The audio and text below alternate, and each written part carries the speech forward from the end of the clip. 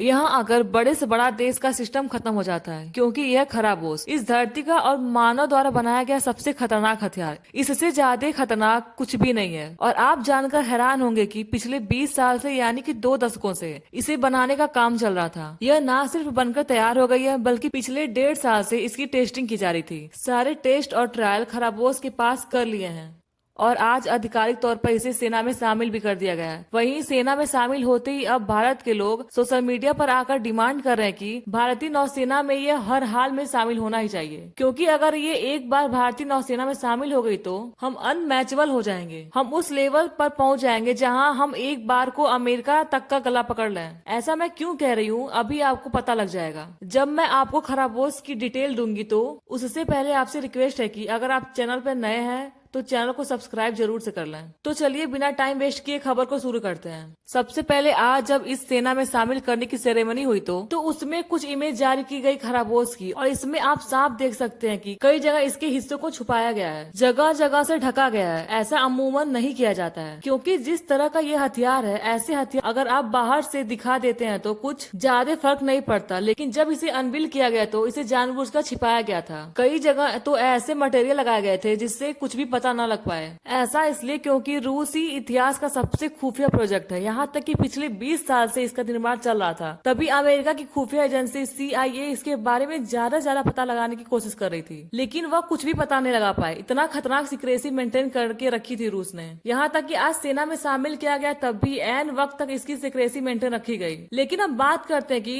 क्यों ऐसी secrecy maintain करके रखी गई है। तो देखिए, खराबोश एक पनडुब्बी है, एक सबमरीन है, लेकिन यह कोई आम सबमरीन नहीं है। यह एक अलग ही क्लास की पनडुब्बी है। जैसा कि आपने देखा ही होगा कि भारत के पास किलो क्लास की पनडुब्बी है जो रूस से हमने ली है, तो उसी क्लास की पनडुब्बी रूस के पास भी है, भारत के पास भी है, और ये एक तरीके का मॉडल होता है। और फिर जब उस क्लास की पनडुब्बी कोई देश अपनी सेवा में शामिल करता है तो फिर हर एक पनडुब्बी का अलग अलग नाम रखा जाता है। ठीक ऐसे ही खराबोश एक अलग ही क्लास की पनडुब्बी है। मतलब यह एक नए तरीके से नई जनरेशन है पनडुब्बियों की जो रूस से इन्वेट करी है, इसका आविष्कार किया है। और क्यों किया आविष्कार? क्योंकि इसका काम बाकी पनडुब्बियों से बिल्कुल ही ज्यादा अलग है। जहाँ पर बाकी की पनडुब्बियां चाहे वो अमेरिका के पास हो, भारत, चीन या खुद रूस के पास क्यों ना हो, सबका काम होता है दुश्मन पर परमाणु हमला करना या फिर दुश्मन की जो शिप होती है, पनडुब्बी होती है, उन्हें मारकर गिराना। तो जो आम पनडुब्बी वाले काम है तो खराबोश उसे कर ही सकती है, लेकिन यह इसका सेकेंडरी काम है, इसका प्राइमरी काम है पोसाइडन को कैरी करना। मैंने आपसे कुछ दिन पहले ही बताया था कि रूस ने एक नया हथियार तैयार किया जिसका नाम पोसाइडन है, और उस पोसाइडन से होता यह है कि वह दुश्मन देश में रेडियो एक्टिव सुनामी ला देता है। मतलब दुश्मन देश के समुद्री तट के पास जाकर पानी की गहराई में एक जबरदस्त परमाणु धमाका होता है, जिसकी वजह से पानी में जबरदस्त लहरें उठती हैं और उस देश के समुद्री तट के करीब सारे शहरों को डुबा देती है और सभी लोगों को एक साथ मार देगी। उसी पोसाइडन को कैरी करने के लिए बनाई गई है स्पेशल पनडुब्बी खराबोश। यह एक स्टेल्थ फीचर वाली पनडुब्बी है।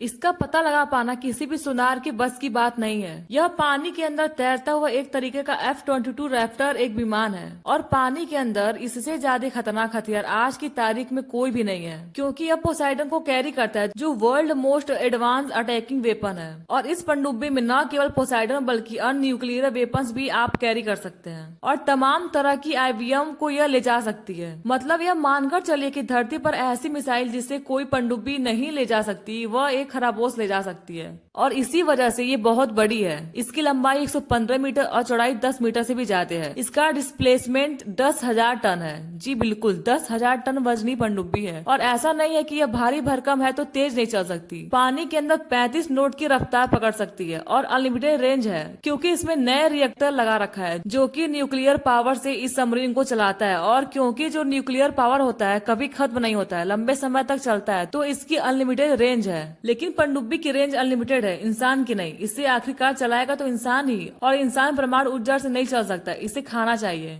इसलिए इस पनडुब्बी के अंदर व्यवस्था की गई है कि 150 से ज्यादा दिन का खाना अपने साथ ले जा सकती है, वो भी 100 लोगों की। हालांकि जो 100 क्रू मेंबर की कैपेसिटी है वो फुल है। हालांकि इसमें 60 से 70 क्रू मेंबर इसमें चलेंगे, लेकिन अगर 100 क्रू मेंबर यानी कि फुल कैपेसिटी के साथ भी चलता है तो 150 दिन तक यह पानी के ऊपर ना आए तो भी कोई दिक्कत वाली बात नहीं होगी। लेकिन क्रू मेंबर कम होंगे तो यह खाना और भी लंबे वक्त तक चलेगी। वहीं यह वर्ल्ड की इस समय नंबर 1 सबमरीन है।